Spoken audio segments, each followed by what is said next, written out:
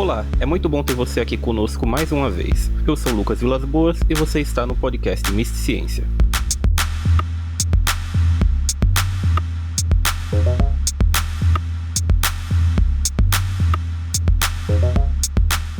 O episódio de hoje marca o encerramento de nosso ciclo de entrevistas sobre a prática do tarô em tempos de pandemia. Então, como nossa última convidada, contaremos com a presença de Kendra Stradman.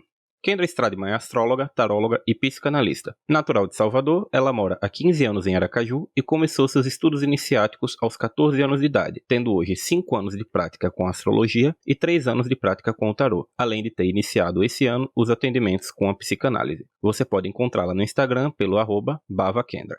Kendra, seja muito bem-vinda ao podcast Mistisciência. É uma honra recebê-la em nosso programa. Oi, Lucas. Boa tarde. Meu nome é Kendra, eu tenho 25 anos, como você me apresentou. Sou astróloga, taróloga e psicanalista. E hoje estou aqui ao seu convite para falar um pouquinho mais sobre o que é que eu faço, enfim. Começando a nossa entrevista, gostaria de saber um pouco se você segue alguma religião ou alguma doutrina espiritual específica e, se sim, qual ou quais são elas.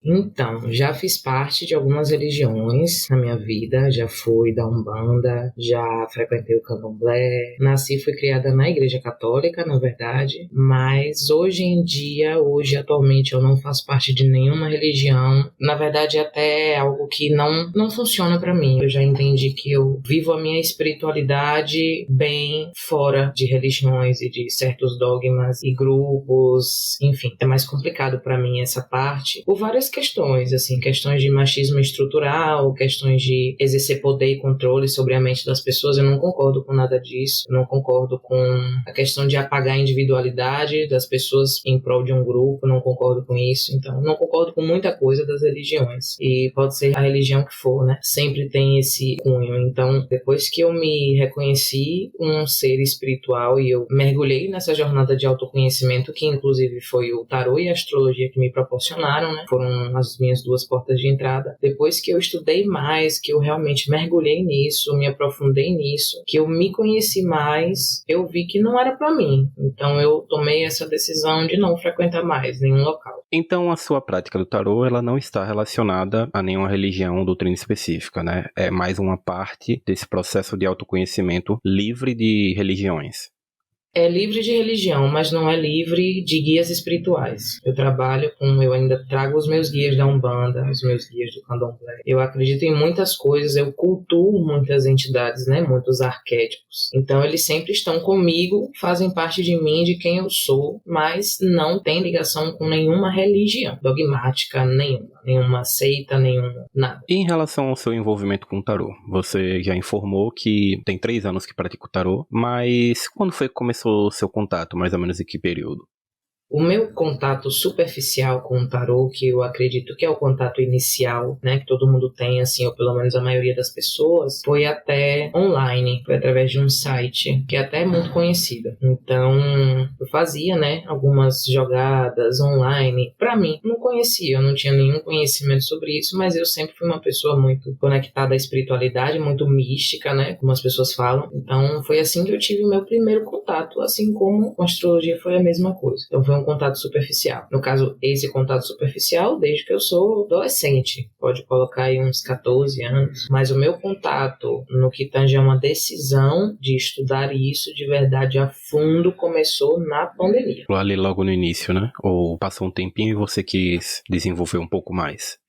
Não, começou mesmo no início da pandemia. Eu já havia feito uma consulta de tarô antes da pandemia. Foi essa consulta de tarô em que a pessoa que jogou pra mim acabou me direcionando à minha primeira casa de Umbanda que eu frequentei. Eu fui direcionada pelo tarô, por essa pessoa que leu o tarô pra mim. Então, essa foi a minha primeira consulta de cartas, assim, pessoalmente. E aí, na pandemia mesmo, com o fato de estar tudo fechado e de eu estar me sentindo muito sem assistência, foi quando eu comecei a procurar para essa assistência dentro de mim.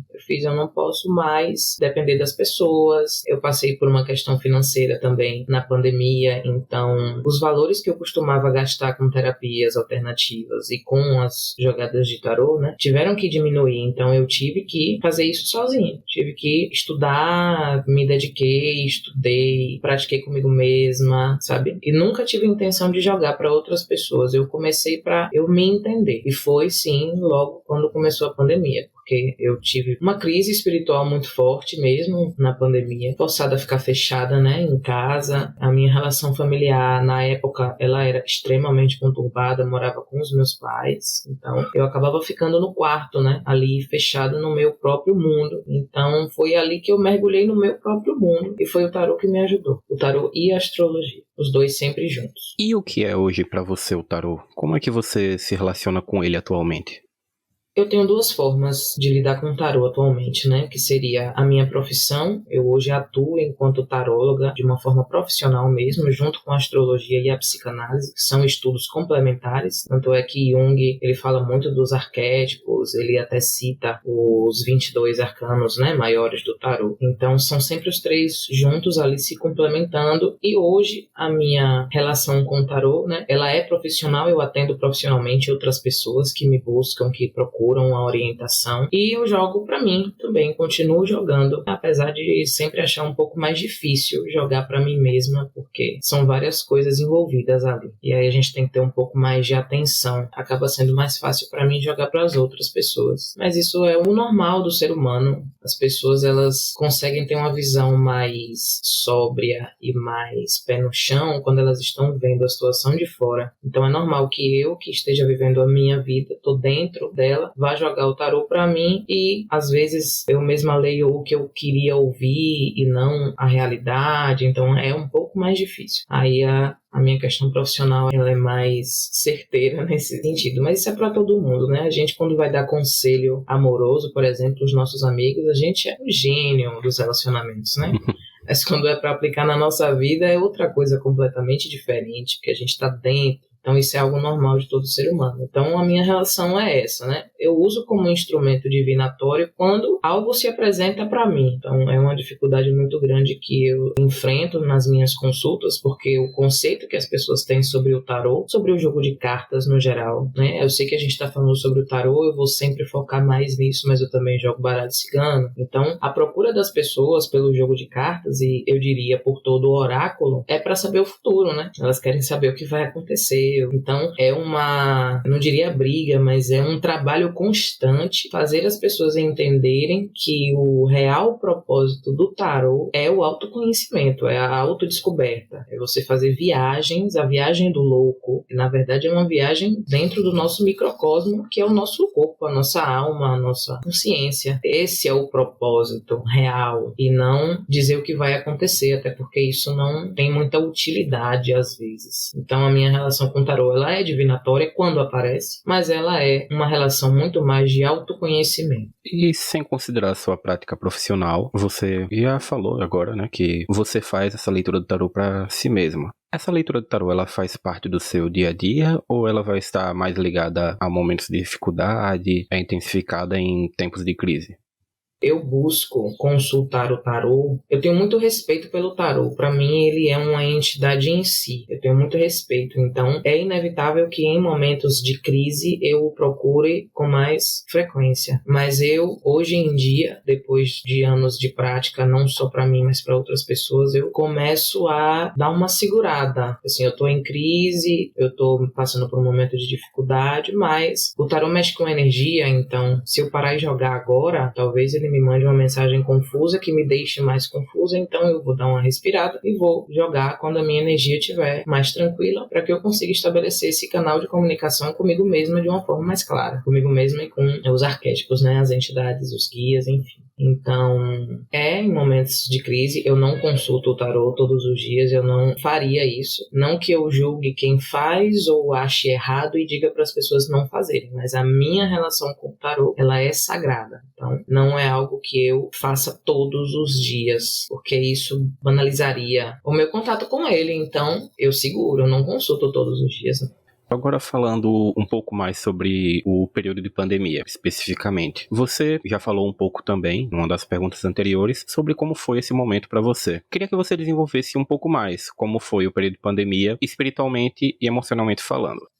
Eu acho que, de certa forma, o nosso espiritual, o nosso emocional, eles caminham ali juntos. Então, não sei se eu vou saber separar a sua pergunta entre como foi espiritualmente e como foi emocionalmente, mas eu vou responder como foi para mim. Eu entendo a pandemia como uma grande tragédia mundial e ela teve seus diversos efeitos negativos também aqui no Brasil. E um dos principais motivos foi a falta de atenção e de levar a sério o que estava acontecendo por parte do nosso político que estava no cargo na época. Esse descaso, né? A palavra é descaso. Foi péssimo, muitas pessoas desencarnaram, muitas pessoas ficaram doentes, pessoas perderam seus pais, suas mães, seus avós. Então foi algo fisicamente muito, muito, muito ruim e complicado. Eu, como uma pessoa espiritualista, eu acredito que tantos desencarnes assim, de maneira tão rápida e por vezes até de forma muito crescente, porque houve um período entre a pandemia que as mortes elas foram aumentando bastante, gradativamente. Então, eu acredito que a um nível espiritual coletivo, não estou falando só de mim como indivíduo sensível, né, a energias. Eu falo como uma questão espiritual mesmo. Muitos desencarnes ao mesmo tempo não é legal, né, para a atmosfera etérica da gente, do nosso planeta. Então, espiritualmente, eu acredito que foi algo que afetou todo mundo, não só eu, assim, como indivíduo, mas a coletividade, até porque a gente passou por um período desse complicadíssimo fisicamente falando, no quesito da doença em si, mas a gente vivenciou ao mesmo tempo uma crise política. Falando do Brasil em específico, não foi nada fácil. Isso reverbera no indivíduo. Tudo que acontece no coletivo reverbera no indivíduo, assim como ao contrário. Então, eu acho que além de todas as questões que a gente passou emocionalmente por ter que ficar separado das nossas famílias, muitas pessoas tinham pais e avós que eram um grupo de risco, seja por doenças, né, como hipertensão, por exemplo, ou por conta de idade mesmo. Então, muitas pessoas tiveram que ficar separadas de suas famílias. Eu fui uma delas. A minha família, a maioria, mora em Salvador. Aqui em Aracaju eu moro apenas com meu pai, minha mãe e a minha irmã mais nova. Então, na época, eu era uma pessoa muito apegada à minha família. A gente costumava ir a Salvador umas 3 vezes por ano, e aí eu passei quase 2 anos sem ver meus avós, sem ver a minha família. Então, emocionalmente, para mim, isso foi complicado. Pelo costume, pelo hábito, tudo que vem de forma externa, que é fora do nosso controle, nos força a mudar de hábitos, a mudar a nossa rotina. Pode ser eu, pode ser você, afeta o psicológico de qualquer pessoa, quando essa mudança ela é imposta de forma externa. Então, foi muito complicado nesse sentido. Além da família, eu sou uma pessoa muito apegada aos meus amigos, mas é muito, de um ascendente em aquário, então a amizade para mim é muito importante mesmo, num nível emocional muito profundo. Então, eu não podia sair de casa, assim, porque meu pai é hipertenso. Então, a gente realmente ficou recluso aqui, né? Então, eu senti muita falta desse contato, desse vínculo com outras pessoas. Então, emocionalmente, mais um baque, né? Além disso, o meu pai, ele pegou Covid também. Então, ele é grupo de risco, hipertensão. Ele foi internado. Ele estava com 50% do pulmão comprometido. A gente tinha certeza que, assim, a situação ia ficar muito complicada,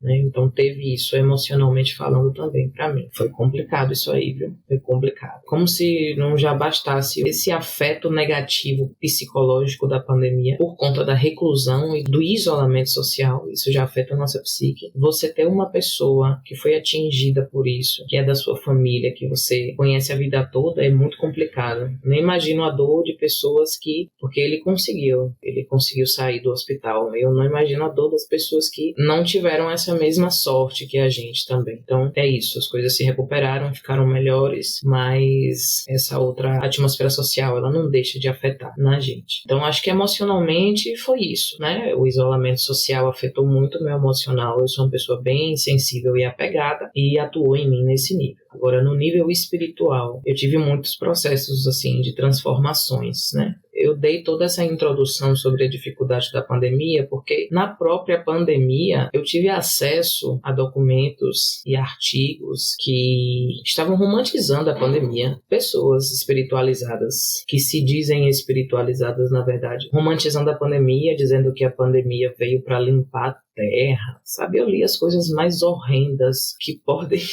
sair, assim, da mente de um ser humano, sabe? Eu tô dando risada, mas é triste. É absurdo alguém chegar nesse tipo de pensamento, sabe? Algo que eu não entendo, mas, enfim, é muita viagem, sabe? Então, eu dei essa introdução para que você, né, e as pessoas que estejam ouvindo entendam que eu tenho essa noção de toda essa dificuldade, mas que realmente a pandemia não deixou de ser um marco espiritual também, tanto para mim quanto para as pessoas que convivem comigo, e eu vejo isso a um nível coletivo. E cada um lidou de sua própria forma, né? Alguns trouxeram esse aspecto quase deificando, que foi bastante estranho. Eu diria estranho porque eu não consigo entender qual o movimento que se faz para você deificar um momento tão trágico, tão complicado como foi.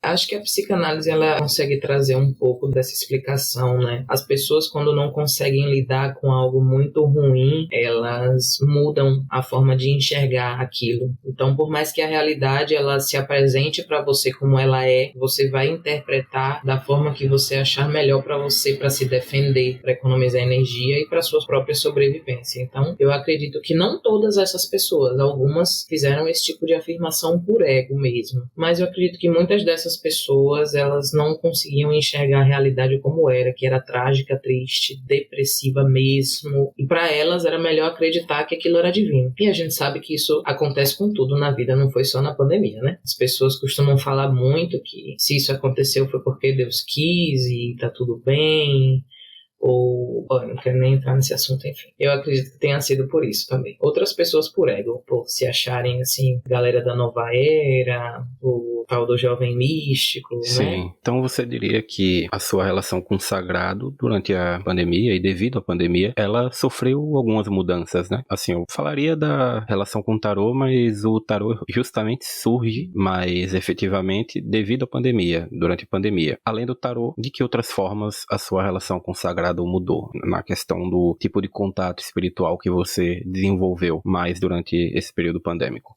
Logo em 2020, justamente é algo que eu acho muito engraçado. É um fator pontual que, junto a outros fatores, formaram o resultado. Não foi esse fator que fez com que o resultado acontecesse, mas ele foi muito importante. Eu acho que o fato de eu ter sido afastada até do convívio em comunidade religiosa me aproximou mais da minha espiritualidade. Então, quando eu comecei a ouvir mais a mim mesma, que foi algo que foi a pandemia que impôs em mim, para mim, na minha vida, no meu cotidiano, eu fui forçada mesmo a buscar o meu próprio caminho sozinha, porque eu não estava podendo estar em comunidade ali. Na época eu era da Umbanda, frequentava o meu terreiro de Umbanda, ele também é coligado, assim, né?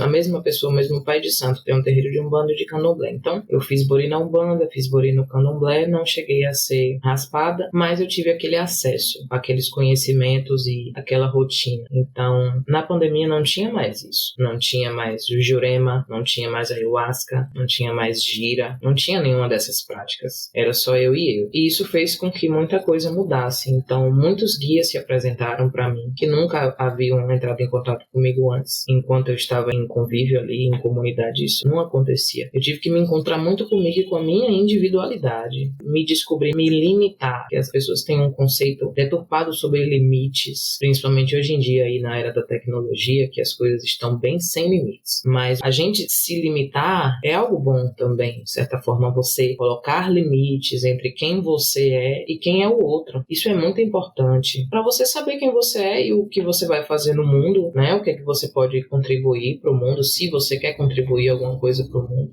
Você só tem esse acesso a descobrir quem você é quando você tá sozinho. Porque até em dupla, até num relacionamento ou numa amizade que você tá em dupla, você não é só você é você e aquela pessoa. Tanto energias misturadas quanto maneiras de ser, formas de estar, de fazer coisas, as coisas vão se ajustando, então a gente acaba saindo um pouco de quem nós somos. Então, o fato da pandemia ter me colocado para ficar sozinha, ela me fez ter acesso espiritualmente a tudo isso que antes eu não tinha. Então, muitas coisas foram descobertas, novos guias foram se apresentando, novas formas de ver o mundo, novos estudos. Na pandemia, em 2020 mesmo, eu mergulhei em todo tipo de estudo espiritual. Eu fiz o curso da Gnosis, eu entrei num curso de bruxaria online, muito bom por sinal. Comecei a estudar o tarô de uma forma muito frenética mesmo, foi um ritmo aceleradíssimo e era sempre para mim, para jogar para mim, para eu entender. Astrologia também, eu tinha acabado de fazer um curso, então aquilo para mim ainda estava fresco na mente, então eu tive... O conhecimento ainda estava reverberando em 2020. Aí fiz outro curso quando ainda estava em pandemia, mas as coisas já estavam bem melhores, meu pai até estava afastado. Eu fiz um curso particular, que era só eu e a professora de astrologia também. Então foi um período que eu mergulhei no conhecimento espiritual, nos estudos universais. Então espiritualmente esse foi o efeito. Você trouxe um ponto interessante na sua fala sobre a questão da tecnologia, né? A questão dos limites em relação a esse período que a tecnologia e a digitalização das práticas sociais ganhou muito impulso durante a pandemia. Como você já começou a ter esse contato maior com o tarô e até o seu contato inicial foi através do universo virtual, não é uma pergunta que se aplica se mudou de alguma forma o seu jeito de ler tarô para si mesmo, para outras pessoas, num âmbito virtual, porque isso já é algo praticamente inerente à sua prática atualmente, né? Depende. Você já chegou a fazer consultas presenciais com as pessoas também? Depois que a pandemia melhorou, você passou a fazer consultas presenciais, dividir com remoto ou não? Sim, até hoje, né? Até hoje eu faço presencial e faço online. Eu falei que depende nesse caso, porque eu no início fazia parte desse grupo de pessoas que achava que virtualmente não era a mesma coisa. E de fato, virtualmente não é a mesma coisa porque é virtualmente. É óbvio que não vai ser a mesma coisa. Uma coisa é virtual, outra coisa é presencial. Mas até eu entender isso demorou um pouquinho. Então eu fazia parte desse grupo. O que acontece? Com essa questão financeira, né, em que eu não poderia mais pagar pelas consultas, porque a própria pandemia em si, ela fez com que a gente redirecionasse e priorizasse muito os nossos gastos. Então a gente deixou de gastar com coisas consideradas supérfluas e passou a priorizar produtos que são a base da nossa pirâmide de sobrevivência. Isso acabou acontecendo. E essas tiragens online, elas não são pagas. É um conselho muito rápido, é bem superficial, mas para mim, que já tinha começado a estudar, já entendia um pouquinho, funcionava. Porque eu lia a informação que estava ali, mas eu também já tinha um conteúdo na minha cabeça que eu juntava aquilo que eu estava lendo e fazia a minha interpretação e dava certo. Então, mudou com a pandemia, mudou para mim, porque antes eu só buscava o tarô pessoalmente. Por mais que a minha primeira jogada tenha sido online, eu não botava tanta fé assim, porque era virtual. Enfim, jogar tarô, hoje em dia eu atendo nos dois, porque tem muitas pessoas que me procuram que são de fora, que foi algo que a tecnologia permitiu também pra gente, né? E deu esse boom aí na pandemia, com tanta gente tendo que trabalhar de home office. Então, foi um salto tecnológico, eu diria também. Um salto tecnológico, não sei, mas talvez informativo. Não sei qual seria a palavra certa para isso, né? Talvez acesso à informação. Não sei. Eu acho que um pouco dos dois.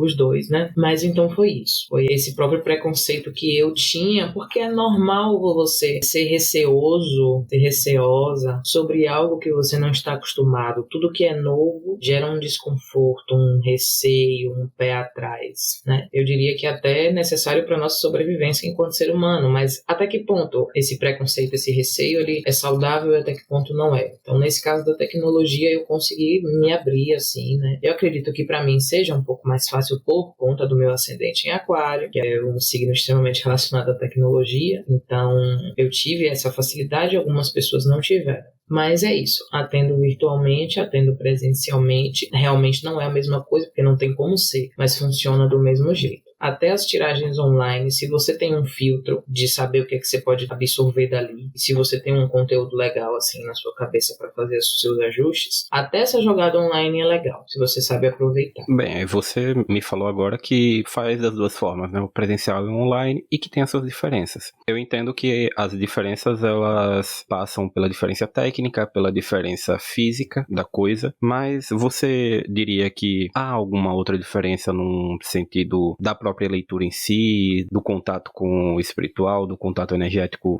Isso varia muito. Algumas pessoas dizem que não funciona tanto a questão da tecnologia, esse contato, mas eu ouvi muito também que não há diferença nesse sentido, que a leitura ela vai dar certo, independente do modo como você vai fazer, presencial ou remoto. Como é que você pensa sobre isso?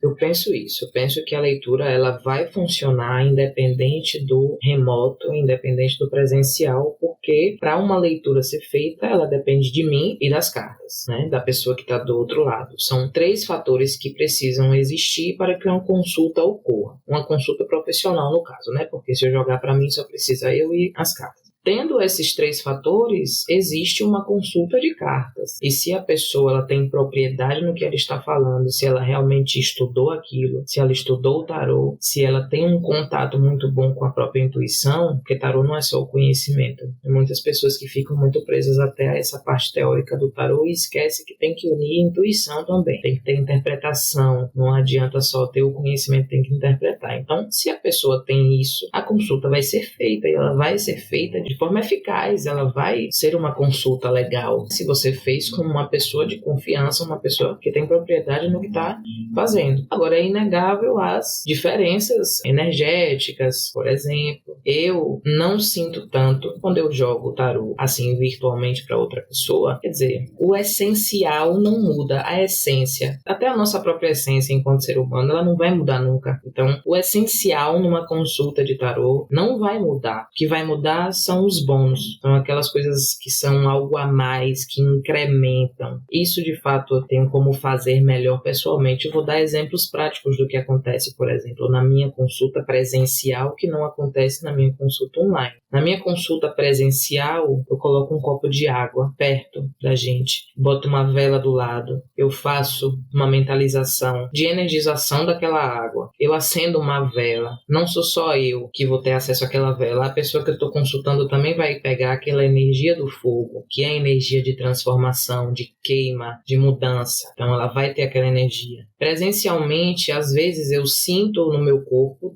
dores ou coisas que na verdade estão falando sobre a pessoa que está na minha frente. Então, se eu estou numa consulta e eu sinto uma dor de cabeça muito forte, do nada, eu já pergunto o que é que está acontecendo, você está tendo enxaqueca? Então, é diferente. Às vezes eu não consigo ter isso numa consulta online, por exemplo, mas não é que a consulta ela não vai prestar, sabe? O essencial, a mensagem vai ser passada, se você estiver disposto a ouvir. A mensagem, que é o importante, vai ser passada. Só não vai ter aquele algo a mais, daquele cuidado. Muitas pessoas me procuram nas consultas para tratar questões físicas, porque é no tarô que eu consigo ter uma visão ampla do que aquela pessoa está passando. E às vezes a pessoa está precisando de um banho energético, às vezes a pessoa está precisando de um amuleto, que eu falo, olha, você precisa, veja se você consegue com alguém um colar de prata com o símbolo da lua, sabe? Coisas assim, que misturam elementos químicos como a prata e símbolos. Eu consigo ver isso através do tarô na parte presencial também. Aí o que acontece? Recentemente eu tive uma cliente que ela me veio com uma questão física. Pessoalmente eu consegui olhar a ferida. Ela tinha uma ferida que ela já foi nos médicos várias vezes e ninguém conseguiu entender o que era e ela achava que era espiritual. Então como é que eu vou conseguir olhar essa ferida assim virtualmente? Às vezes é um pouco mais complicado, né? Então existe sim diferença, mas a mensagem vai ser passada. Não dá pra dizer que não presta uma consulta de tarô online, entende? Entendi, é mais uma questão do entorno, né, do que vem a mais junto da mensagem que você passa. Isso. E aí, como você tem outras práticas espiritualistas que você pode utilizar em conjunto com a própria leitura do tarô, elas auxiliam, no contexto do presencial, a você dar um diagnóstico mais completo. Você pode sentir outras coisas, você pode perceber outras coisas, que foi algo até que em uma das entrevistas falaram. Percepção do seu consulente no presencial é muito diferente diferente da percepção no remoto, porque muitas vezes você nem faz uma ligação em vídeo para poder ver a pessoa, às vezes é só no WhatsApp, às vezes é só uma ligação de áudio, e aí você não consegue fazer uma leitura, por exemplo, de linguagem corporal, uma leitura de como é que está emocionalmente a expressão da pessoa, que você pode detectar que há alguma preocupação ali por trás, mesmo que ela não queira revelar verbalmente, e são coisas que no presencial você sente, você percebe. Então, no meu caso em específico, isso não ocorre, porque eu não ofereço consultas pelo WhatsApp, nem por ligação, nem por áudio. A minha consulta, sempre eu estou enxergando a pessoa. E não tem como eu fazer uma videochamada com ela e ela não ligar a câmera, por exemplo. Eu não faço consulta assim. Eu preciso olhar para a pessoa mesmo virtualmente. Então, nesse caso em específico, para mim, isso não se encaixaria tanto. Mas eu entendo que no caso dessas pessoas que fazem, realmente, o fato de você não enxergar a pessoa, realmente deve distanciar um pouco mais. Outra coisa que eu lembrei, muito importante também, que diferencia uma consulta online de uma consulta presencial, é a questão do estímulo visual e olfativo. Eu coloco incenso, e incensos são terapêuticos, pelo menos os incensos que eu uso, eles são incensos naturais, não são aquelas varetinhas que vende, né? Geralmente são mais baratinhas, não é incenso assim, porque esse incenso ele não é terapêutico. Ele serve para defumação por ter fumaça, ele serve para disfarçar o cheiro, outros cheiros, né? Mas, enquanto um ativo aromaterapêutico, ele não funciona. Então, nas minhas consultas, eu coloco um incenso orgânico, natural. Então, a pessoa vai sentir aquele cheiro, que geralmente é um cheiro que acalma. Então, ela vai entrar na minha consulta, ela vai ter estímulos dos 5 sentidos. Ela vai me ouvir, ela vai falar, ela vai sentir cheiro, ela vai sentir o gosto da água que ela vai beber, ela vai ter o contato físico com aquela sala e ela vai ter um estímulo visual muito forte, espiritual, porque agora, por exemplo, a gente está numa videochamada, você está vendo atrás o que tem? Tem a minha parede que é preta e tem um espelho. Nada que remete à espiritualidade, digamos assim. A não sei que você observe muito e tenha uma viagem, mas quando a pessoa vai presencial, nós somos seres visuais. Então, às vezes, não é que para você ser espiritual você precisa ter imagem de deuses na sua casa, não é que você precisa, você não precisa. Mas o estímulo visual de você olhar para uma imagem de um guia espiritual, o estímulo físico de você acender uma vela e o estímulo, né, sensorial de você sentir o calor da vela, o seu cérebro interpreta isso de uma outra forma. Então, o fato de eu atender presencialmente numa sala que tem várias imagens de deuses, presencialmente eu atendo aqui no Espaço Artemisia, que fica na Atalaia. Então, você vai entrar na sala, você vai ver uma decoração espiritual, sabe? Até a decoração das almofadas, elas são de mandala, elas têm um toque dourado. Então, esse estímulo visual para o nosso cérebro, ele incrementa a consulta. Então, tem essa questão também. É bem interessante esse ponto do simbólico, né? Porque nós somos seres simbólicos e se a gente faz parte de um ambiente em que esse simbolismo esteja sempre sendo despertado por vários estímulos visuais, eu acho que até para nós mesmos, no que a gente está sentindo, o que a gente quer tirar as nossas dúvidas, isso pode ajudar a gente a desenvolver e ajudar a gente a descobrir uma forma mais aprofundada de falar sobre isso. Então é realmente bastante interessante esse ponto de diferencial. É isso, é assim como se fosse um remédio. Se você precisa tomar um remédio todos os dias, as chances de você tomar aquele remédio todos os dias vão aumentar se você deixar o remédio na sua vista, na sua visão, né? E vamos esquecer que existe alarme, a gente não está falando sobre isso, mas se você tem uma mesinha do computador e você precisa tomar um remédio todos os dias, se esse remédio estiver ali, você vai lembrar de tomar, mas se ele estiver fechado em outro local, você ainda vai ter o trabalho de lembrar que ele existe, se você não botar um alarme. Então é tipo isso. Em relação à sua presença no mundo virtual durante esse período de pandemia, pensando você como usuária das redes sociais que consome conteúdos sobre tarô, sobre questão de espiritualidade, como isso mudou durante a pandemia? Chegou a aumentar a sua presença, por exemplo, criar novos perfis em redes sociais, participar em grupos tipo de Facebook, WhatsApp, Telegram, consumir conteúdo de YouTube, Instagram? Teve uma mudança muito significativa em relação a essas temáticas?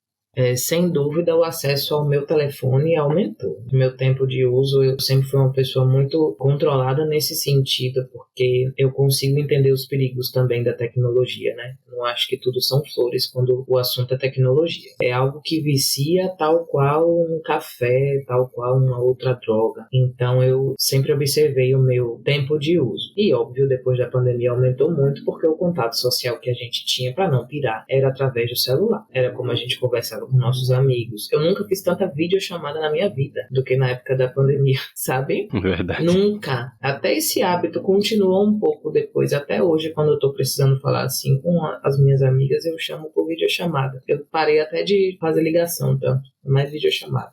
Então, nesse sentido, aumentou muito, meu tempo de uso do celular aumentou muito. Com isso, vieram dores na coluna, mas depois a gente fala disso.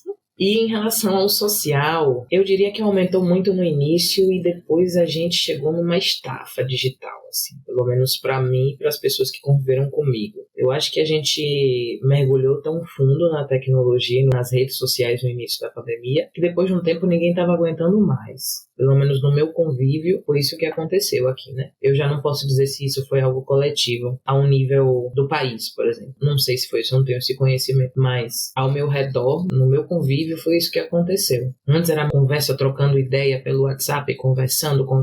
E hoje em dia, eu nem consigo conversar com ninguém pelo WhatsApp. O WhatsApp para mim virou algo de trabalho, em que eu entro para responder questões de uma forma muito objetiva, direta e saio. No sentido de Facebook, assim, Twitter eu usava mais quando eu era adolescente. Virava à noite no Twitter, enfim. Depois eu parei, mas isso não tem nada a ver com a pandemia. Facebook eu também já tinha parado de utilizar. Agora, Instagram, eu acho que eu entrei numa pira muito grande com o Instagram. Porque eu deletei conta, depois eu criei conta do zero. Eu tentei separar as minhas contas profissionais em várias, achando que isso ia dar certo e não deu certo. Porque eu não conseguia dar conta de tanto perfil no Instagram. E aí vem esse negócio de algoritmo. Porque o Instagram, ele já se encaminhou para uma plataforma comercial, né? Então ela tem regras, por mais que a maioria das pessoas não saibam, ela agora tem regras para ser utilizada. E se você não segue essas regras, o seu perfil ele não é impulsionado e não adianta reclamar, porque é assim, acabou. Então eu posso falar do Instagram em específico. Aumentou muito o meu uso, eu postei muito mais, não num nível profissional tanto, mas mais a um nível pessoal, por conta dessas interações sociais que eu estava sentindo falta. No nível profissional foi isso que aconteceu, né? Essa necessidade de dividir contas, uma conta para astrologia, a outra conta era a minha pessoal, e isso foi uma confusão, acabei criando mais, porque eu faço outras coisas, né? Além do tarô e da astrologia, da psicanálise, eu tenho um hobby que é pintar parede, então foi uma confusão mental mesmo que foi causada pelo Instagram. Foi isso que contribuiu para um declínio da minha saúde mental, isso é um fato. Se eu não estivesse segurando com terapia mesmo, terapia psicológica, psicoterapia, no meu caso é a psicanálise que eu faço, né? Eu tenho uma analista. Se eu não estivesse sendo acompanhada nesse sentido, no sentido espiritual também, eu tinha surtado a real. Tinha ido e não tinha voltado mais. Sei lá pra onde. É muito difícil você se manter impassivo dentro do universo das redes sociais, especialmente do Instagram, né? Porque é incrível como inicialmente era a rede da imagem no sentido das pessoas construírem um mundo perfeito por lá. Estética, né? É, isso, da estética. E depois se tornou a rede do comércio, a rede da venda. E para você vender seu produto, você tem que se vender. E para você se vender, tem que ter toda uma estética que vai ser comparada com outros produtores de conteúdo, com outras pessoas que você segue. Nossa. A concorrência de mercado, né? Para mim que tô pelo projeto Miss Ciência, principalmente ativo assim nas redes, é extremamente complicado, cansativo. As redes sociais, o Instagram, é muito cansativo. Como você falou, a questão do algoritmo. O problema do algoritmo é que as regras mudam e vão mudando, e você tá com alcance bom e aí muda, e você vai tendo que adaptar um conteúdo que você já estava bem confortável na forma de fazer. Por exemplo, em ciência a gente fazia imagem e texto. Depois parou de ser entregue. A gente começou a fazer os carrosséis, que eles começaram a ter mais impulso. De repente apareceram os rios. A gente teve que fazer os rios. Tudo isso vai mudando e aí você vai mudando a sua forma de organizar a sua criação, organizar a sua produção. E é um atropelo. Eu acho que a melhor palavra assim que essas mudanças definem é tudo vai sendo atropelado. É uma coisa em cima da outra e você tá se adaptando a uma coisa nova e de repente outra coisa nova aparece. E assim, eu vejo essa diferença em questão da estafa digital, justamente a questão de idade. As pessoas mais novas, assim, até os 20 anos, digamos, ou que já têm um contato muito mais intenso com as tecnologias, desde muito cedo, que têm um acesso privilegiado às novidades tecnológicas, que estavam sempre antenadas com as novidades, novos produtos, novas redes, elas se sentem muito à vontade. Eu percebo que é um movimento natural para essas pessoas, que está acontecendo e normal. Mas para quem pegou a fase analógica, pegou a televisão analógica, viu o celular surgir, viu os computadores começarem a aparecer dentro de casa e não era algo do dia a dia, chega um momento que você não aguenta mais nada, você não aguenta ver uma tela, você quer se distanciar do celular por um momento que seja para poder dizer, pô, eu tô vivendo, tem um mundo real que eu quero viver um pouco também, porque a gente vive uma outra realidade através das telas, infelizmente. É verdade. Eu nunca tinha pensado dessa forma. Eu nunca tinha parado para analisar isso, que nós somos uma geração que a gente acompanhou a evolução tecnológica enquanto as gerações mais novas já nasceram com tudo pronto. Então a gente teve que se adaptar muito, né? A gente teve que se adaptar a redes sociais, né? A gente passou da mudança do Orkut para o Facebook, para o Instagram, que são formas completamente diferentes de se relacionar ali dentro. Então a galera nova chega, já está tudo estabelecido, elas têm mais facilidade e isso é normal. Mas eu penso também que foi um teste muito grande para a gente acompanhar o movimento, porque o avanço tecnológico e a evolução da tecnologia, ela reflete a velocidade da mudança do ser humano. Porque eu ia dizer evolução do ser humano, mas eu não tenho muita certeza de que o ser humano evoluiu tanto assim, entendeu? Aí eu vou falar mudança, porque a gente muda muito e a natureza ela muda muito e a vida muda muito, né? Tem uma frase de um filósofo que eu não vou saber citar o nome dele agora, mas ele diz o seguinte: a natureza da natureza é a incerteza, então futuros certos são antinaturais. Então é normal que a gente precise estar sempre se adaptando ao novo, senão a gente para no tempo. Essa mudança tecnológica, eu acho que ela veio aí fazendo a gente despertar um pouco mais e dizer assim, vamos, sabe, a vida não para não, a vida é constante movimento e mudança e atualização. Eu acho que a atualização da tecnologia rolou muito também no nosso cérebro, como se o nosso cérebro também acabasse funcionando como um computador que faz download de informações e de várias coisas. Então, foi difícil para nós, está sendo difícil também enquanto geração, porque eu mesma já me pego pensando, qual vai ser a próxima rede social? E já fico, tá, depois que eu aprender a mexer no Instagram e estiver crescendo lá, qual vai ser a próxima? E já tem novas. Então, aí é isso, complicado. Bem complicado. Para finalizar esse ponto das consultas, eu gostaria de saber em relação aos temas que foram investigados pelos seus consulentes durante o período de pandemia. A primeira pergunta seria em relação a se a pandemia em si ela chegou a ser tema. Eu tenho percebido que foi algo muito pouco frequente, foi bastante pontual de pessoas que iam até o tarô para saber sobre o momento pandêmico em si e saber também quais foram os principais temas abordados durante essas consultas, durante esse período. Se você notou alguma mudança entre o que se consultava durante a pandemia e após a pandemia. Então, respondendo à pergunta sobre o assunto, né, o tema, se eu recebi muitas consultas com o próprio tema da pandemia, e a resposta também é não. Mas as que vieram foram pessoas querendo saber da situação de saúde de parentes e de pessoas queridas. Isso realmente teve. E foi algo que só teve por conta da pandemia, por mais que o tema não tenha sido a pandemia. Mas isso aconteceu muito.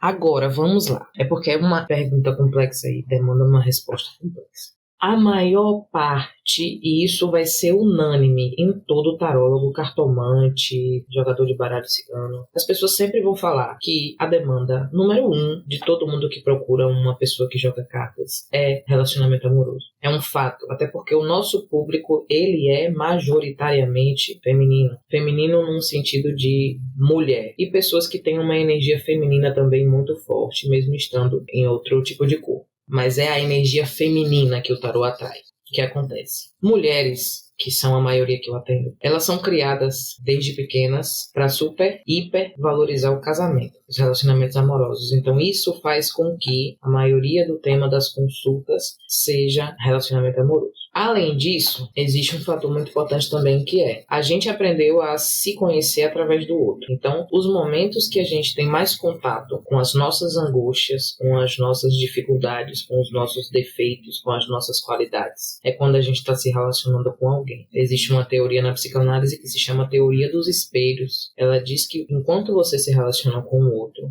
não é uma teoria só psicanalítica, é algo bem de um estudo universal e eu diria até sagrado que foi sintetizado na psicanálise. Que a gente, quando se relaciona com outra pessoa, quanto mais próximo a gente chega, quanto mais intimidade a gente compartilha com aquela pessoa, mais a gente se conhece, porque aquela pessoa funciona como um espelho. Então, a gente nota defeitos naquela pessoa, ou que são nossos, ou que nos remetem a outras situações, de outras relações. É uma teia muito grande. Então, mesmo em momento de pandemia, eu percebi que muitas pessoas estavam se relacionando romanticamente com outras pessoas. Então, houve um aumento na procura para o tarô nas minhas consultas nesse sentido. Foi quando eu comecei a jogar tarô para outras pessoas pela demanda das outras pessoas, não foi porque eu queria. Eu não entrei no tarô porque eu queria trabalhar com isso, que eu queria jogar para outras pessoas. Eu nem me achava capaz disso na época. Eu não conseguia ler para mim, depois que eu fui entender que ler para você sempre é mais difícil. Que se eu fosse medir por isso, eu não ia começar nunca. Aí o que aconteceu? Eu fui demandada. Na época, uma amiga, que a gente tinha feito até um acordo da gente não ver ninguém, para que pelo menos a gente pudesse se ver, para a gente não enlouquecer.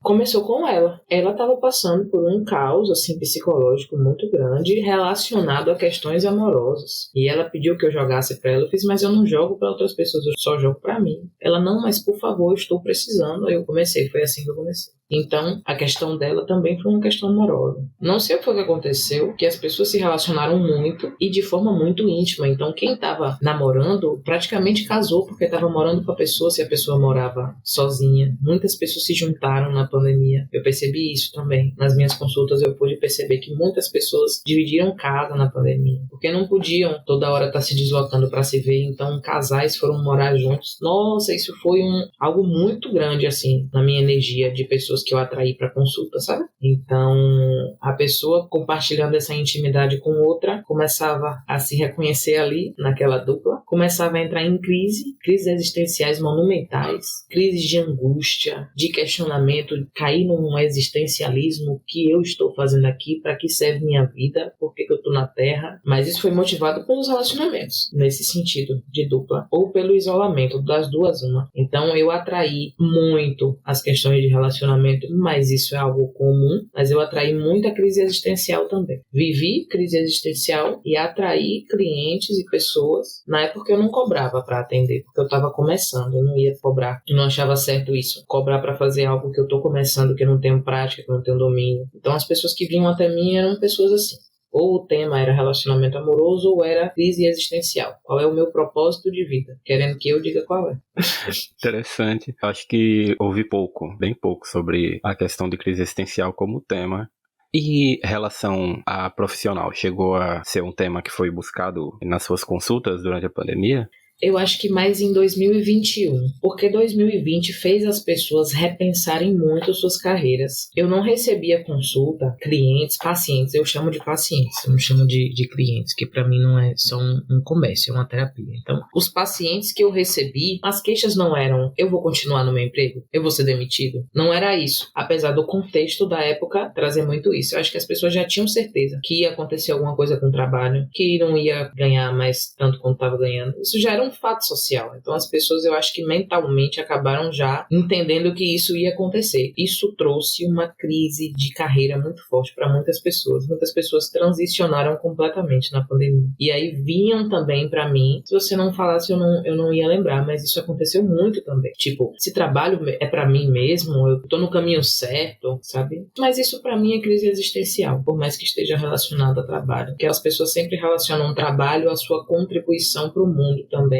além de ser uma sobrevivência. Vinham muitas pessoas assim, com crises profundas, né? Não era preocupação, eu não atraí preocupações mais físicas, num sentido material e financeiro. Eu atraí realmente crises existenciais. E aí, essas crises, elas se manifestavam no trabalho, no relacionamento, mas isso é reflexo de crise existencial.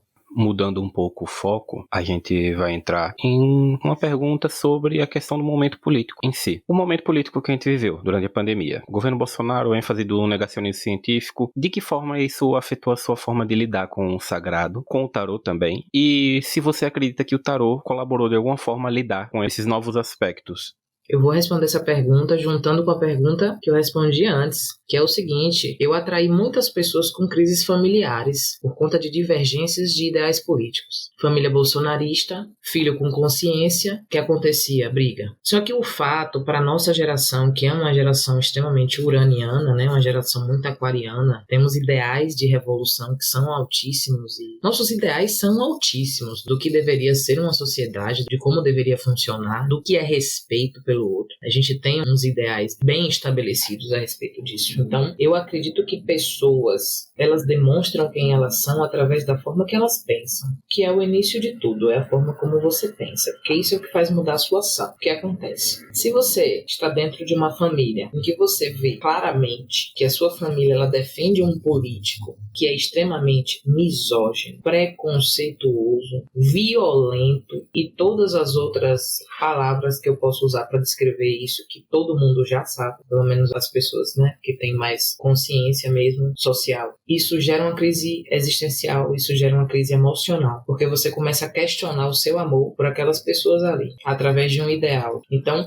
vem muito do cristianismo ainda, a questão de honrar pai e mãe. A gente se viu muito nesse dilema, porque por mais que uma pessoa ela não se diga cristã hoje, ela não seja católica, ela seja de outra religião, o cristianismo está no Brasil, no nosso inconsciente coletivo, isso é um fato. Então, até para pessoas que estão distantes do cristianismo, ainda existe essa questão do honrar pai e mãe. E muitas pessoas interpretam isso no sentido de eu preciso amar o meu pai e a minha mãe, independente do que ele fizer. Então, o fato de Bolsonaro ter subido ao poder dividiu famílias num quesito geracional e fez com que os filhos procurassem mais também a terapia. Porque o fato de Bolsonaro ser defendido pela maioria dos nossos pais fez a gente questionar muita coisa, que não era somente política. Aí o que aconteceu? As pessoas começaram a raciocinar e a perceber que elas vivenciavam em casa situações de machismo, situações violentas, porque Bolsonaro deu voz a muitos dos nossos pais, muitos dos nossos criadores, né? Das pessoas que nos criaram. Ele deu voz a essas pessoas. Então a gente começou a ver quem realmente são essas pessoas. Então muita gente teve crise familiar mesmo. Muitas novas famílias foram formadas a partir de união de pessoas que pensam da mesma forma. Então houve essa separação. E aí, isso foi o pontapé disso daí, dessa crise familiar, foi Bolsonaro ter subido ao poder. Começou com Trump, na verdade, né? Mas a gente tá falando daqui. Então, deu voz, a galera começou a perceber. E para nossa geração, é algo insustentável. O preconceito é algo insustentável. Muitas pessoas buscaram o tarô também por conta disso. Elas começaram, por conta desse detalhe, entre diversas aspas, por conta desse detalhe político, elas começaram a ver outros comportamentos dos seus devidos criadores. Começaram a questionar isso também. Isso gerou muita procura. Então, eu acho que um primeiro ponto seria esse. O segundo ponto foi que aconteceu muita coisa engraçada também, de pessoas dizendo que Bolsonaro era um reptiliano. Eu lembro um pouco disso.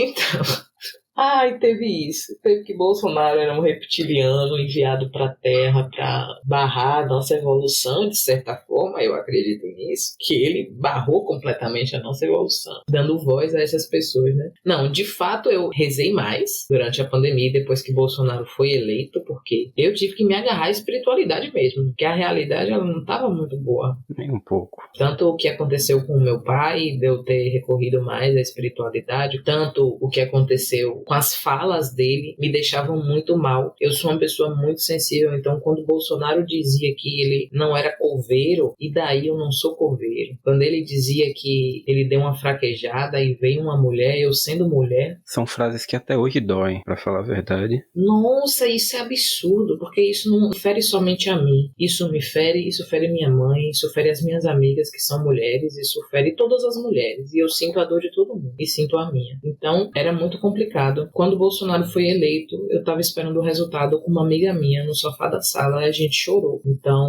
eu tive que me agarrar muito à minha fé, à minha espiritualidade mesmo. Porque eu via pessoas falando coisas absurdas. Minha família toda, minha família por parte de pai é muito grande, ela se separando mesmo por questões políticas, sabe? Por divergências de ideais que as pessoas consideram, e consideravam muito também na época, banais, mas não são, porque a sua forma de pensar define o indivíduo que você é. Se você pensa algo e você defende aquilo fala sobre quem você é. Então é impossível que a gente não pense pelo menos uma vez em se afastar dessas pessoas, porque a forma de pensar delas nos fere e fere a humanidade. Então a espiritualidade entrou muito aí no sentido de que eu tinha que focar em alguma coisa para esquecer o que estava acontecendo, sabe? Eu tinha que focar nisso. Então, o fato da gente ter uma figura, porque a figura do presidente, ela é uma figura de autoridade, às vezes a gente interpreta até como uma figura de proteção. É uma figura que a gente deveria confiar. Então, o fato da gente ter um presidente que a gente via ele fazendo as coisas que ele estava fazendo, porque política é discurso. Políticos, quando eles debatem entre si, eles estão discutindo ideias.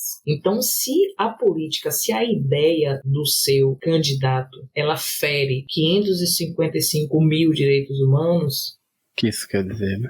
É óbvio que a prática dele também não vai ser legal, né? É óbvio, porque o primeiro passo de uma boa política é o discurso. Então, se já no discurso não tá legal, imagine na prática. Então, a galera ficou se sentindo desprotegida. E o que aconteceu das vacinas, dos e-mails? As pessoas se sentiram desprotegidas. Então, a gente vai procurar essa proteção aonde? No espiritual. Na espiritualidade. Para acalmar nossas angústias, para dar uma segurança, né? Também emocional. Um mínimo de calma, né? Pelo menos. Tá uma tranquilidade. Eu mesmo, quando eu ouvia ele falando alguma besteira, eu já ia logo acender uma vela. Juro. Eu ficava, não é possível. Tinha uma música que eu ouvia repetidas vezes na pandemia, que ela fala assim: quando o mundo se acabar, eu vou rezar. Então, eu vivi literalmente isso, porque pra mim o mundo estava acabando. Uma pessoa péssima, que fala um monte de besteira, não tem como ser uma pessoa que age correto. Se ela já fala besteira, ela não vai agir correto. E como a gente viu, não agiu correto em momento algum. Exato.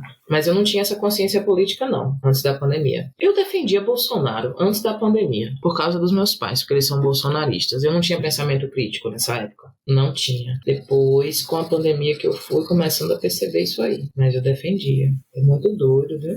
Como é? Eu percebi pessoas votando em Bolsonaro por pura rebeldia, porque a família era do PT. Então, as pessoas, elas tinham problemas emocionais familiares e elas utilizaram a política para dar vazão aos seus problemas familiares. Sério, uma pessoa que a família era toda do PT, a pessoa com problemas familiares, deve ter tido seus traumas, quem não teve hoje em dia, né? Cada pessoa tem sua história para contar, com pai e mãe, com pessoas que criou. São sortudas e raras as pessoas que não tiveram uma história familiar difícil aí na nossa geração, questões com pai ausente, enfim. Então, ele já tinha essas questões mal resolvidas com a família, então, para se dizer independente e diferente da família, ele virou bolsonarista. E isso não foi uma vez só que eu vi, não. Dentro da minha família aconteceu isso, pessoas que eu consultei aconteceu isso, não foi uma pessoa só. Amizades, então, não que as pessoas não façam isso no dia a dia, as pessoas usam a política no dia a dia para descontar seus problemas, gostam de xingar político e acham que político é a solução do mundo, né? Naquela velha frase, culpa político por tudo, mas sai de casa, não dá bom dia pro porteiro, né? Não faz nada, porque quando você tá sentado, olhando, você vai conseguir encontrar muito mais defeito, muito mais coisa para criticar do que quem tá lá fazendo, também tem essa. Aí o que acontece? Eles sempre, o ser humano, né, a gente sempre desconta nos políticos questões pessoais. Acha que a solução da nossa vida está nos políticos. Não que eles não tenham um grande poder de mudança, porque eles têm, mas não é só assim, né? Aí o que acontece? O que acontece é que as pessoas projetam as próprias frustrações. Projeção, exatamente. Então, rolou esse aumento, né? Pronto, era isso que eu estava querendo dizer. Não que as pessoas elas tenham começado a fazer isso por conta de Bolsonaro. Não, isso é um comportamento humano de colocar culpa em político e de mascarar, esconder suas verdadeiras questões atrás de uma insatisfação com algo externo. Seja isso um político, seja isso o trânsito, seja isso o que for, né? Mas aumentou. Questões emocionais e questões familiares encontraram uma válvula de escape na política, nessa questão de Bolsonaro. E hoje em dia, a gente passou pela pandemia, a gente já está num contexto pós-pandêmico, a gente está num contexto pós-bolsonarismo, no sentido de governo mesmo, apesar de os bolsonaristas estarem aí e tudo mais, e um contexto bastante cibernético, mais do que em qualquer outra fase que a gente já tenha vivido. Você acredita que hoje a forma de lidar com o tarô ela é diferente em relação a alguns anos atrás, tendo em vista todos esses contextos? No sentido de quantidade, aumentou. A busca pelas terapias holísticas e terapias alternativas, no geral, aumentou. Nesse contexto entrou o tarô. As pessoas procuraram mais. Justamente por isso que a gente acabou de falar sobre esse empurrão no limite de não conseguir aguentar a realidade do que estava acontecendo. Então a gente precisou buscar espiritualidade. Então isso foi de várias formas possíveis e inclusive com o tarô. Então aumentou sim a procura pelo tarô. Eu diria também que aumentou a quantidade de pessoas que jogam. Muitas pessoas se descobriram também no tarô nessa época. Então tivemos um aumento no número de tarólogos. Eu entro nessa estatística porque eu não jogava de forma profissional. Eu entrei por conta da demanda. Então em relação à quantidade aumentou. Em relação à forma, né, de jogar, aumentou também a questão da procura de forma online, porque esse boom tecnológico fez a gente se conectar muito com pessoas de outros locais. Eu atendo hoje pessoas do Rio de Janeiro e do Rio Grande do Sul que no início da pandemia eu não atendi. Teve essa questão da geolocalização dos pacientes. Além disso, eu percebi um aumento muito grande também em tarólogas do YouTube. Muitas tarólogas que postam previsões mensais, né? Geralmente elas postam 12 vídeos por mês, um para cada signo. Então elas relacionam aí a astrologia com tarô. Não sei se você já viu. Existem algumas muito boas, assim, confiáveis mesmo, que inclusive eu conheci na pandemia. São duas, eu gosto muito, eu recomendo, eu falo mesmo porque elas são boas. É Amanda Eliazar, tarô, e Paula Prado. Paula Prado, ela também é astróloga, então eu conheci as duas na pandemia. Esse foi um afeto individual, algo que me afetou individualmente e acabei, claro, indicando elas para outras pessoas também. São leituras gerais, então a leitura não ressoa com todo mundo e não ressoa toda. Às vezes você entra numa consulta de 1 hora para pegar uma informação de 3 minutos.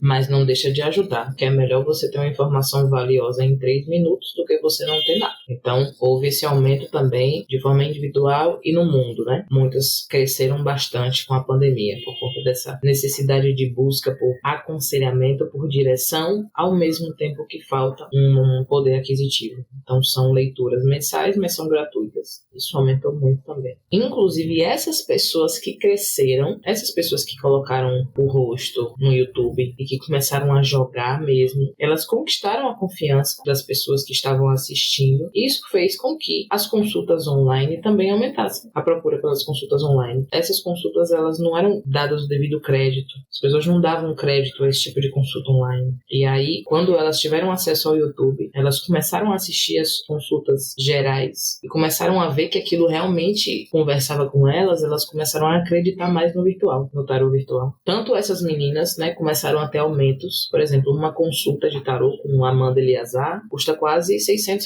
Uma consulta de 1 hora. Então, ela já ganhou uma notoriedade, né? Muito grande. Absurda, na verdade. A agenda dela não tem. Ela abre a agenda dela e no mesmo dia ela fecha pela quantidade de pessoas. Então, isso, de forma indireta, influencia tarólogas, cartomantes, tarólogos. Porque essa pessoa que não conseguiu com ela tá precisando da consulta. Então, ela vai procurar com outra pessoa. Isso vai gerando uma rede. E aí vai causando um crescimento geral, né? É uma reação em cadeia. A gente vai entrar nas 3 últimas perguntas da nossa entrevista e elas vão trazer alguns aspectos de uma visão muito pessoal sua sobre o que vai ser perguntado. Então, fique à vontade para falar o que for, mesmo que pareça muita doideira. Aqui é espaço aberto. Então, primeiramente, em relação à sua visão de mundo, enquanto uma pessoa espiritualizada. Você acredita que hoje há alguma diferença da forma como é a sua visão de mundo em relação a como era antes da pandemia?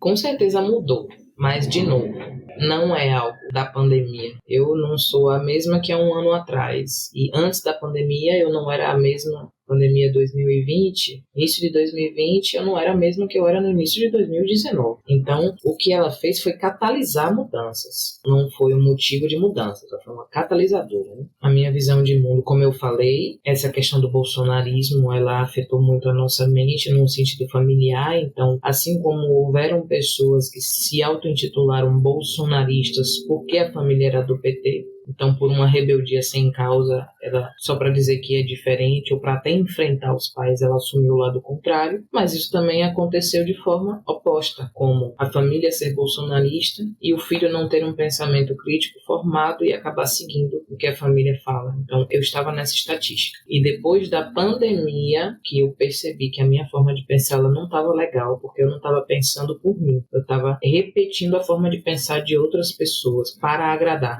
para ser aceita, para não contrariar. Então, mudou absurdamente. Foi depois da pandemia que eu comecei a ter mais contato com o feminismo. Então, hoje eu me intitulo um ativista mesmo em prol do direito das mulheres. Eu promovo exposições de arte que são com artistas mulheres. A maioria das meninas que eu atendo são mulheres. Eu faço trabalhos específicos para mulheres. Então, a minha consciência política ela aumentou muito, a minha consciência social, a minha consciência de classe, eu percebi quem eu era, a minha consciência de gênero. Consciência, a palavra é consciência. A minha consciência alterou-se. Eu tive uma alteração de consciência muito significativa. A ponto não só disso ficar na minha mente, mas eu começar a praticar nesse sentido do feminismo, por exemplo, me tornar uma ativista. Essa mudança de consciência fez também uma mudança de ação, foi uma mudança prática que mudou a sua ação enquanto cidadã, enquanto pessoa, enquanto indivíduo, enquanto mulher, e tudo isso trouxe essas novas formas de estar no mundo, não é verdade? Sim, com certeza. Foi uma questão de... Porque a primeira mudança ela é a mudança do pensamento, né? Que é o primeiro passo e ele é muito válido, mas ele não é suficiente. Não adianta você só discursar, você defender minorias e você não fazer nada. Não adianta nada. Então, nem que você assuma uma postura política de, pelo menos, debater com outras pessoas para tentar fazer essas outras pessoas enxergarem seus próprios preconceitos, suas hipocrisias. Adianta de quê você pensar? É o primeiro passo, é a formação da consciência. Você tem uma consciência social e política, mas é só o primeiro passo. A tarefa não está concluída aí se você não torna prática. Então, você não precisa ir para a rua, em greve, gritar, você não precisa disso. Mas mesmo que você tire um tempo para discutir mesmo com uma pessoa, que isso demanda uma paciência absurda, enorme. Então, é um trabalho, isso é um trabalho. O convencimento mental, a conversa, a discussão, o debate político é um trabalho. Então, aí a pessoa, ela se conforma com a sua forma de pensar, que é consciente, mas ela não faz nada, nem tenta debater com ninguém sobre isso, porque, segundo ela, ela não tem paciência. Mas aí, na prática, também não faz nada. Então, isso não adianta muito, né? Tem que ser uma coisa ou outra, pelo menos. Eu entrei no rolê do discurso no início, porque, como eu falei, é o primeiro passo. Então, muitas pessoas que estão ainda aí, elas já deram o primeiro passo. Elas só precisam continuar, né? Então, eu, quando comecei a questão da abertura de consciência, de pensar diferente, de olhar para questões sociais mesmo e de me incluir, de me reconhecer enquanto mulher numa sociedade machista, isso foi muito complicado. Eu comecei percebendo isso através de outras mulheres, situações que eu vivia com pessoas dentro de casa, situações de machismo, e eu reconhecer que aquela pessoa está sofrendo um machismo, mas eu não saber quando eu estou sofrendo um machismo. Então até isso teve. Porque tudo que a gente observa primeiro no outro, depois a gente traz aquilo pra gente. Então, até nesse nível de consciência social, de me reconhecer, saber que eu sou mulher, que eu sou branca, que eu tenho privilégios, que eu tenho várias coisas aí que antes eu não sabia. E aí eu mergulhei nisso. Mas eu continuava nas minhas ações. Eu não estava agindo de acordo com o meu discurso. Eu estava fazendo a política só na fala. Não estava agindo politicamente. Com a minha relação com a minha mãe, com a minha relação comigo, pelas relações amorosas que eu tive, que eu também sofri de machismo e eu continuei ali. Que eu não percebia que aquilo estava acontecendo comigo, sabe? Eu só sabia reconhecer isso nas outras pessoas. Então, a pergunta foi pessoal, né? Eu estou falando aqui do meu pessoal mesmo. Foi um processo muito complicado, assim, reconhecer tudo isso. E quanto às suas esperanças de futuro, os horizontes de expectativa? A visão de mundo, obviamente, provoca uma mudança na forma como a gente espera o que vai acontecer, a gente espera o que vem pela frente. Então, como você diria que essa mudança que foi catalisada pelo período pandêmico mudou a sua forma de ver o futuro, seja no âmbito físico como no âmbito espiritual? Tá, eu vou falar do físico primeiro, que foi a primeira coisa que veio aqui muito forte. Eu sempre passei por uma questão muito forte relacionada à academia, à faculdade. Eu entrei na faculdade de Direito e saí no terceiro período. Depois entrei em Administração e saí no terceiro período. E eu entrei numa crise muito profunda, no sentido de eu não nasci para fazer faculdade. Como se fosse assim, o meu caminho não tá aí. Só que ao mesmo tempo eu me culpava muito por isso, porque eu achava que eu não seria ninguém sem ter uma faculdade. Porque pessoas me ensinaram isso. Eu não pensava dessa forma, mas eu estava repetindo o pensamento de outras pessoas. E com a astrologia e com o tarô, quando eu comecei a ser muito procurada por isso e eu comecei a cobrar por isso, porque eu tive orientação de cobrar, eu comecei a ter uma realização mesmo, um momento de epifania, de entender que talvez eu passe um bom tempo fazendo isso e eu ganhe dinheiro com isso. Talvez isso seja o que vai me manter. Então, eu comecei a repensar isso daí, porque eu me culpava por não ter uma faculdade, principalmente sendo mulher, a gente é muito exigida de diversas formas. Então, se você é mulher na sociedade que a gente vive, você tem que trabalhar no mínimo o triplo para ser reconhecida tal qual um homem que está fazendo só o básico. E isso é em várias outras situações, né? Mesmo numa situação doméstica, numa situação de trabalho principalmente. Então, eu tinha isso dentro de mim. Eu fiz, velho, se eu não fizer uma faculdade, como é que eu vou conseguir um emprego e tal? Aí eu comecei a pensar, eu quero um emprego? Que tipo de emprego eu quero? Eu também passei todas essas crises que eu falo, que as pessoas passaram ao meu redor e que elas vieram se consultar comigo, eu passei dentro de mim também. Eu comecei a repensar isso da faculdade. Não existe faculdade de astrologia. Não existe faculdade de tarô. Não são reconhecidas como ciências. Apesar de que eu sei que são ciências ocultas, mas são ciências. Mas para a sociedade elas não são reconhecidas, então não tem uma faculdade. É um caminho mais tortuoso, é um caminho um pouco mais complicado, porque você tem que trabalhar muito também sua autoestima, né? Enquanto algumas pessoas têm demais, outras pessoas são muito exigentes consigo mesmas. Eu sou uma dessas pessoas. Tem gente que faz um curso de tarô num final de semana e já se diz tarólogo. Eu nunca consegui isso. Comecei a estudar tarô e até eu cobrar, eu acho que eu demorei não sei quanto tempo, mas várias consultas, vários cursos e várias coisas. Então, eu acho que eu até demorei muito. Para começar. Com a psicanálise é o maior de tudo, porque eu estudo desde que eu tenho 14 anos psicanálise e até hoje eu não comecei a atender, né? Comecei esse ano só. Então, de todos, esse é o que eu mais tenho isso. Mas é isso, mudou nesse sentido. E espiritualmente, você tem alguma visão formada sobre esperanças de futuro? Pode ser pessoal, pode ser geral, coletivo, ou prefere não entrar nesse campo? Rapaz, é um pouco complicado. Eu vou responder de uma forma bem honesta e bem pessoal mesmo. Eu, nessa época de pandemia, eu fiz muitas consultas a búzios, a jogos de búzios, e em muitos jogos de búzios saiu que eu tinha um caminho de ser Ialorixá. Ialorixá é a mãe de santo feminina, quando é homem é Babalorixá. E aí eu cheguei até a me questionar isso, mas como eu não concordo com religião, os próprios valores do candomblé, para mim, eles são machistas? Para mim não, eles são, é um fato. Você chega num terreiro de candomblé, as mulheres estão na cozinha, os homens estão no barracão tocando tabaco. Ogãs são mais respeitados que equedes. Então, eu não preciso de mais um lugar para me dizer que lugar de mulher é na cozinha, né? Então, eu não seguiria isso. Mas, quando a pandemia deu uma tranquilizada, entre aspas, né? Entre várias aspas, eu estava no meio de uma mudança, me mudando para uma casa em que eu ia atender as pessoas lá. Eu cheguei até a realizar um curso sobre... Não eu, né? Convidei uma pessoa para proporcionar um curso sobre ervas. Então,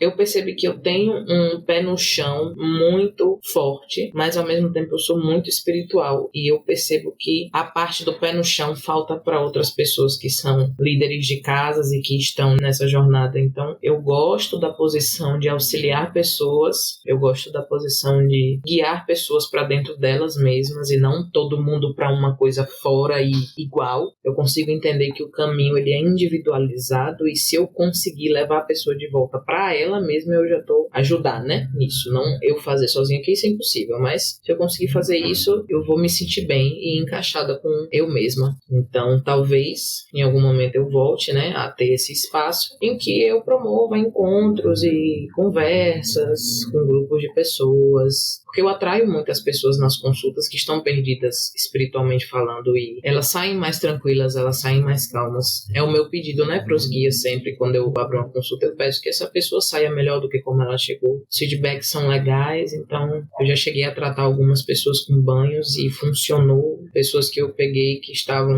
realmente num ataque, numa depressão muito forte, que tentaram cometer suicídio, e eu dei banho nessas pessoas, acompanhei, direcionei, e hoje elas estão mais tranquilas. Então, isso veio pela pandemia. Depois da pandemia que eu tive acesso a esse lado meu, porque eu me conheci mais. Eu vi que eu era boa nisso, que talvez seja isso, sabe? Então nesse sentido do meu futuro espiritual, eu penso em algo desse tipo, apesar de não saber muito bem por onde começar e quando vai ser isso e como eu vou fazer isso, mas é uma projeção, sim.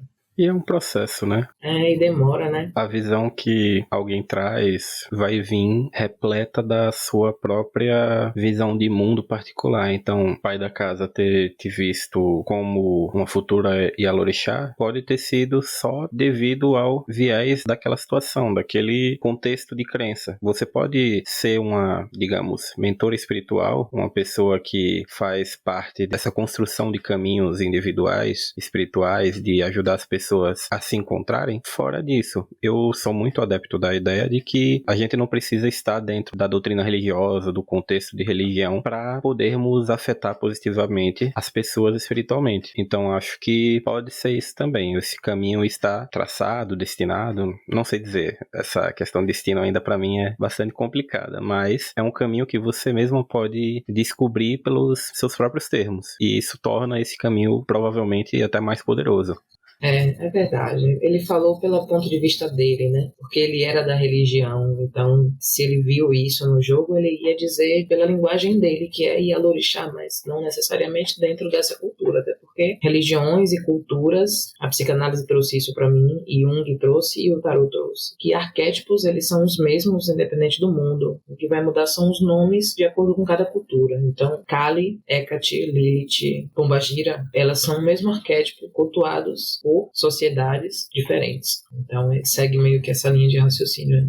Então, para a gente finalizar a nossa entrevista, é uma pergunta que a sua resposta vai ser mais ou menos um apanhado de tudo que a gente falou aqui. E eu gostaria de saber qual é a importância do tarô para a sua vida.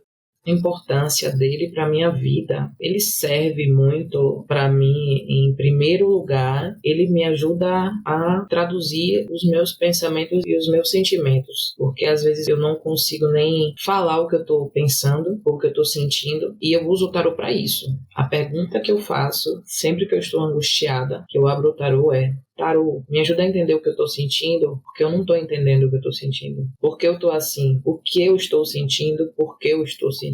Então é muito um caminho de calma e de entendimento do que eu estou passando, do que eu estou sentindo. Esclarecimento, é isso. Acho que o tarô, a importância do tarô na minha vida é o esclarecimento que ele traz. É isso. Perfeito.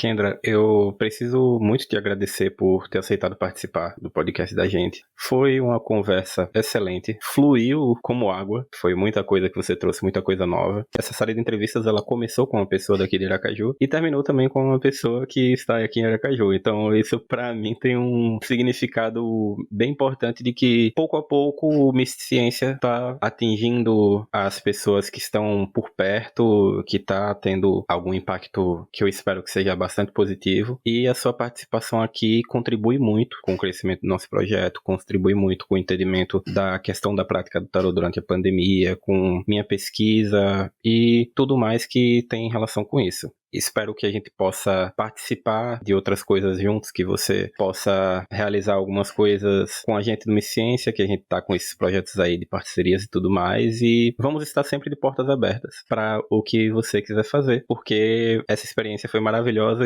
e novas experiências que a gente tiver futuramente, com certeza serão também. Então deixo aqui, eu e o Misciência deixamos o nosso muito obrigado. Eu agradeço também, obrigada por ter chamado, obrigada pela paciência de entender também que eu lido com muita coisa ao mesmo tempo, e você viu quantas vezes eu marquei, desmarquei, mas não é por mal e também não é por não dar atenção e não dar importância, é porque além de questões práticas do dia a dia, hoje eu tô aqui porque eu tô bem. Eu tô me sentindo eu, então eu me sinto bem de falar sobre isso. Às vezes eu não tô bem, então não ia fluir como hoje. Então eu agradeço aí também a paciência, eu gostei muito. Eu achei que a escolha de perguntas, ela foi muito bem elaborada, viu? Quando me perguntam coisas sobre o tarô, às vezes eu não consigo nem responder, porque eu preciso formar uns ganchinhos na mente da pessoa antes de dar aquela ficha daquela resposta. E você fez umas perguntas muito legais, tipo, deu pra perceber que teve um empenho aí nessa escolha.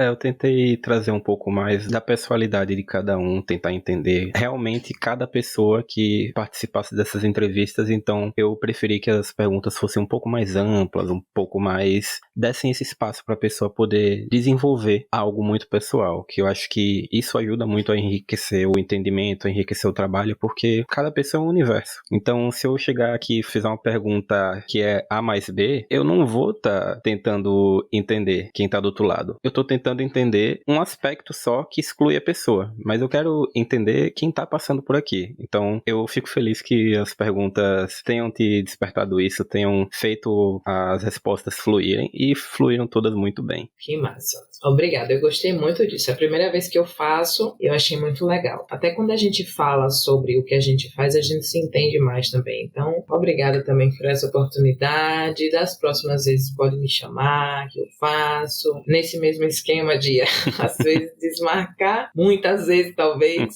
Mas é isso. É porque quando eu vou fazer alguma coisa, eu gosto de estar presente ali de verdade, né? Pra não fazer de qualquer jeito. Mas pode chamar qualquer coisa que você precisar, eu tô aqui. Essa foi a nossa última entrevista da série de episódios sobre a prática do tarô em tempos de pandemia. Estamos encerrando esse ciclo, mas o Misticência continua. Então você pode ficar por dentro das novidades e conhecer mais sobre o tarô e o misticismo em nossas redes sociais. Estamos no Instagram pelo @Misticência, no YouTube com o canal Projeto Misticência, no Spotify com o podcast Misticência e também temos o nosso site, o portal Misticência, que você pode acessar pelo misticência.wordpress.com. Lembrando que a nossa pesquisa sobre a prática do tarô em tempos de pandemia via Google Forms continua aberta e dela podem participar todas as pessoas que leem, praticam, estudam e têm qualquer tipo de contato com o tarô. É um questionário super rápido de questões objetivas, são somente 20 questões muito fáceis de responder. Você pode acessá-lo pelo link da bio do nosso Instagram e a sua contribuição ajudará muito no desenvolvimento do estudo acadêmico sobre o tarô e na compreensão da prática do oráculo no Brasil durante os últimos anos. Para as próximas fases do Misticência, nós estamos abertos a parcerias. Então, se você é um pesquisador, estudante ou artista que tenha ou deseja realizar produções sobre o tarô, estamos abertos a parcerias para produção e divulgação de conteúdos. Queremos construir uma comunidade voluntária voltada aos estudos e interpretações artísticas do tarô, com o objetivo de expandir esse campo do conhecimento e a divulgação dessas produções para o público. Nossa equipe de voluntários dará o suporte teórico, metodológico e técnico para a produção e preparação do material a ser divulgado em nossas redes, podendo ser post em carrossel, reel, live, vídeo, texto ou podcast. Se quiser fazer parte dessa ideia, é só entrar em contato conosco pelo nosso Instagram ou pelo e-mail misticiencias@gmail.com. O podcast Misticência se despede por aqui. Até o próximo episódio.